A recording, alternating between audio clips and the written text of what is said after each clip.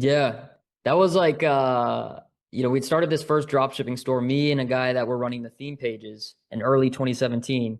We promoted the hell out of this face mask thing on our Instagram page, and it did, I don't know, close to 30,000 in sales with no ad spend, which is amazing. But then it just died out. We're like, the product's dead. In reality, we just didn't know how to market. We knew nothing. But we decided like probably like halfway through that sales period of like, let's buy inventory. Like this Chinese shipping sucks. Let's buy inventory. So we put together some money and I actually borrowed money from my grandma. I've talked about it like very little.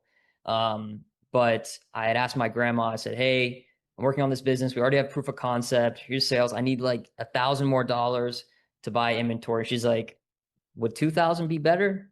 And Oh, I was like, I love you. And and that helped us buy that inventory and the label printer and all these things because I was shipping it myself. My friend lived in New York. Um, and so that was like she was like my first investor ever. And that business didn't work out. Those face masks and mailers and everything sat up in my parents' like attic room for like 4 years, 5 years. I don't know how long, a really long time before they threw it out.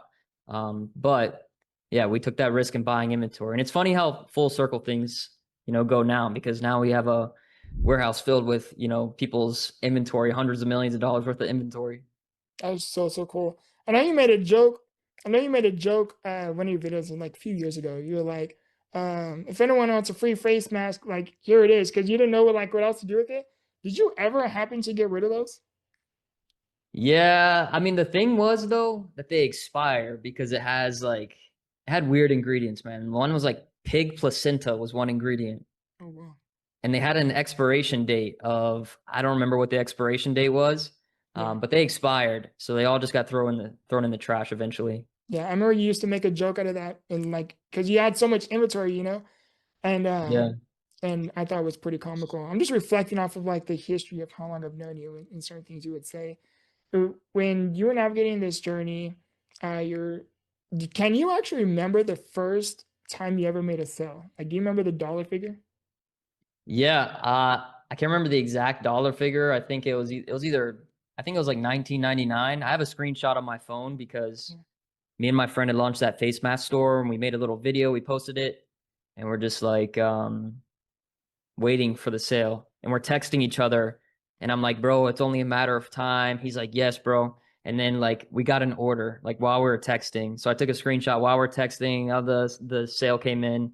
And yeah, I don't remember my hundred, thousand, hundreds, thousands. I don't remember anything else Yeah. um except for that one. That is so cool. Like my first dollar was 13.97, and I'll never forget it because I was asleep. And that was like one of my dreams and milestones. I think that's every entrepreneur's dream.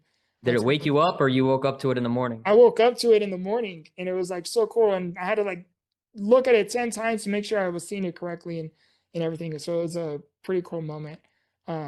Yeah, but I know like every entrepreneur probably remembers like the first dollar they made, especially if they're asleep.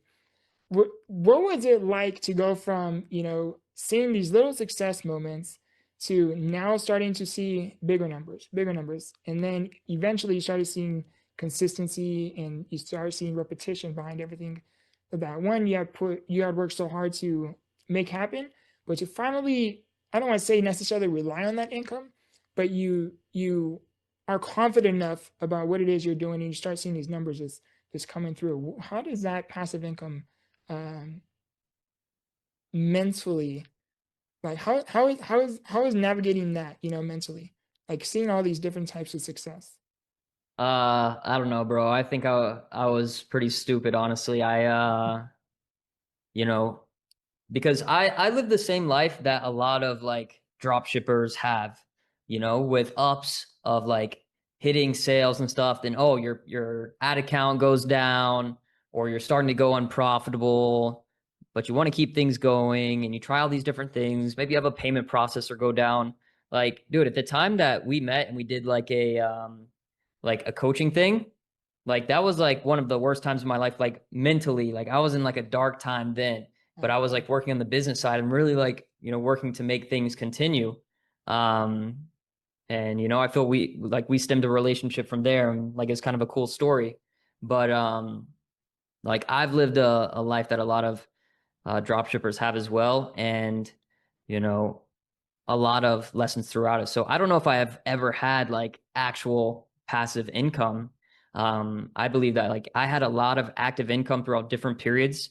And like I didn't know how to handle it. I didn't know how to manage it, nothing like that. I didn't have people on my side giving me financial advice or anything like that, which, led to me going broke like what, 2 or 3 times, from that period of like starting, through now. I'm fortunate that like the last, what, several years has been like some of the best of my life in all areas.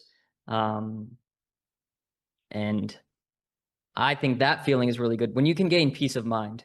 I think that's the thing you can get. I don't think it necessarily comes from like an income level, but more so of like, what do you have aside? Like, can I stop working right now and be okay for 3 months, 6 months, a year, 5 years, 10 years? Like, because then you start playing the game of business a little bit differently, where it's not a matter of like, I need to make a sale tomorrow or else I can't pay rent or I can't pay my mortgage. But instead, you get to a point where, you're okay personally. You don't need to be taking all this, as much money as possible out of the business. And you can just play the game of business for the game of business to grow the business and build something real. And that's what we've been doing with Ship Velocity, which has its own story in itself that like connects to my drop shipping story. Um, and I think that's where the most value is like peace of mind. And if you can build that.